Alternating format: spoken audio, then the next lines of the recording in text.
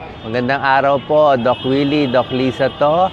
Nandito tayo muli sa Davao. Mayroon lang akong mga binalikan ng mga pasyente na dadalawin natin. Pero magbibigay muna kami sa inyo ng mga health tips. Nandito tayo sa simbahan ng Our Lady of Perpetual Health. Tapat lang ng Abriza Mall. So ano topic natin ngayon? Ang topic natin para sa memory, sa memorya at sa utak. Mga pampatalino tips, di ba? Ang kinakatakot natin, yung pagkakaroon ng dementia. Ang dementia nakakatakot kasi sintomas to ng lagi ka nakakalimot, poor judgment, hindi ka na makauwi sa bahay, minsan hindi nakakasalita, at yung iba nag-iiba ang ugali. Parang nag-uulyanin. Yan ang ibig sabihin ng dementia. Maraming dahilan kung bakit nagkakaroon ng dementia. Ang pinaka-common sa medyo may edad, yung Alzheimer's disease. Ang Alzheimer's disease, may nasisira sa utak, merong protina na sumisira doon.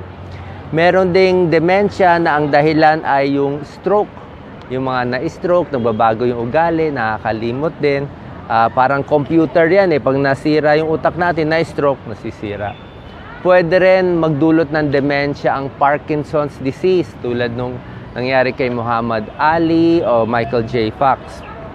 Meron ding dahilan ng dementia na pwede natin maiwasan, tulad ng head injury, na bagok yung ulo, na aksidente sa kotse, natumba, mga boksingero, laging nagbubugbugan, natatamaan yung ulo.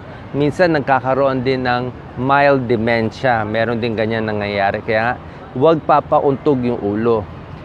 Meningitis, mga brain infections, pwede rin magdulot ng pagkasira sa brain natin na tinatawag na dementia. Exposure sa mga pesticide, mga metal, heavy metal, lead, hindi rin po maganda yan. May epekto rin sa utak. Kung merong liver failure, nasisira yung atay, merong kidney failure, may kidney problem, pwede rin magkaroon ng dementia kasi nga nag-iipon yung dumi sa katawan natin. So gagamutin yung liver, pati yung kidney.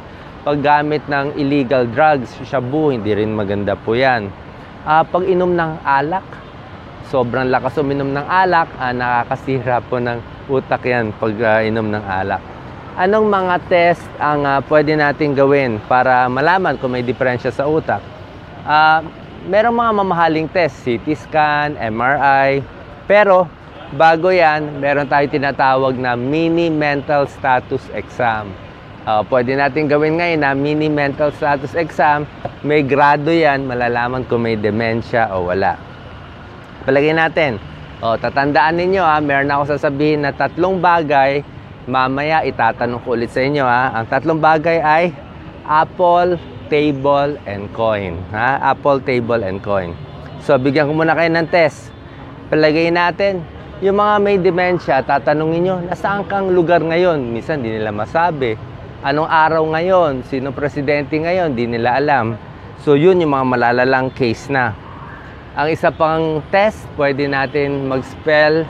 Spell nyo salitang world. Doc Lisa, spelling ng world. W-O-R-L-D. Diba? Ngayon, spell nyo ang world pero pabaliktad. Sige nga, pabaliktad. Paano mag-spell ng world? D-L-R-O-W. Kaya nyo ba? Hindi. Pag hindi nyo kaya, ibig sabihin medyo mahina, ha? Ito pa, isang test ng mini mental status exam. Mag-uumpisa tayo sa 100 at magma-minus tayo ng 7. Tuloy-tuloy lang tayo. Minus 7, minus 7, minus 7. Umpisa tayo, ha? 100 minus 7. Sagot. Tama, mali.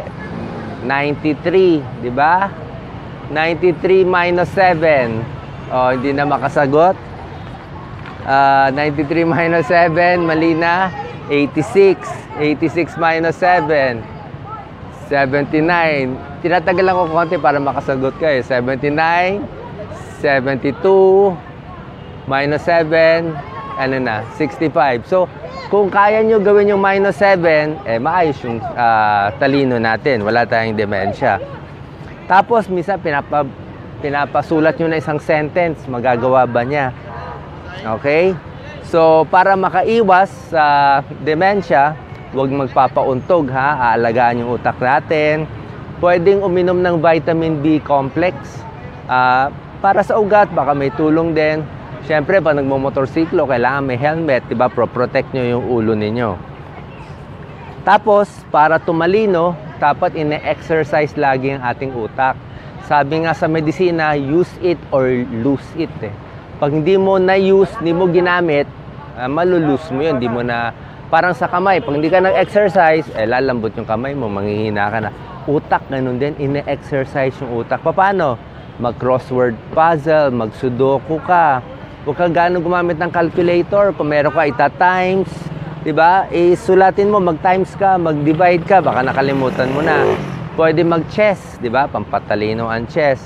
Mag-aral, magbasa lagi, diba? Mag-isip, mag-search sa internet. Gamitin yung utak. Parang, naalala nyo ba nung college kayo, high school kayo, diba? Pag may test, talagang aral kayo ng aral ng mathematics, tumatalas yung utak nyo. So, laging gagamitin ng utak. At wag, sa mga may edad, wag na mag-retire, diba? Pwede naman magbawas ng trabaho pero gamitin pa rin yung utak. Yan ang kailangan natin. Tapos, naalala nyo ba yung 3 bagay na sinabi ko kanina? Nakalimutan nyo na. O, Doc Lisa, ano yung 3? Narinig na niya kanina si Doc Lisa. Ang sagot ay Apple Table Coin. Hopefully, nakuha nyo yun. So, yan po mga tips natin. Diba? Alagaan yung utak, healthy living.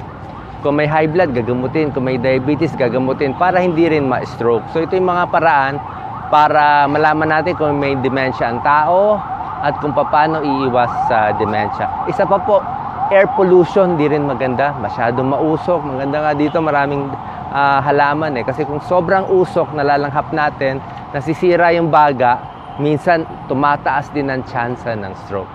Like and share po. Sana nakatulong itong tips natin para maging healthy ang mga utak natin. Isa yan, dementia sa kadalasang sakit ng bayan. God bless po. Dagdag ko lang po, tips din, pampatalino para sa utak natin. Kailangan kompleto din ng tulog. Pag puyat lagi, hindi maganda. Tulog, stress, babawasan ng stress. Yung mga may depression, may lungkot, pag sobrang depressed, hindi na rin makaisip. Yung environment natin, kailangan malinis, yung hangin paligid para at least pati utak maproprotektahan. At yung kinakain natin, syempre, di ba? Kailangan healthy diet ang kakainin nyo. Gulay, prutas, makukulay. Kasi kung anong kinakain natin, yan din na pumupunta sa katawan natin at sa utak natin. So yan ang mga dagdag tips natin para sa inyo. God bless po.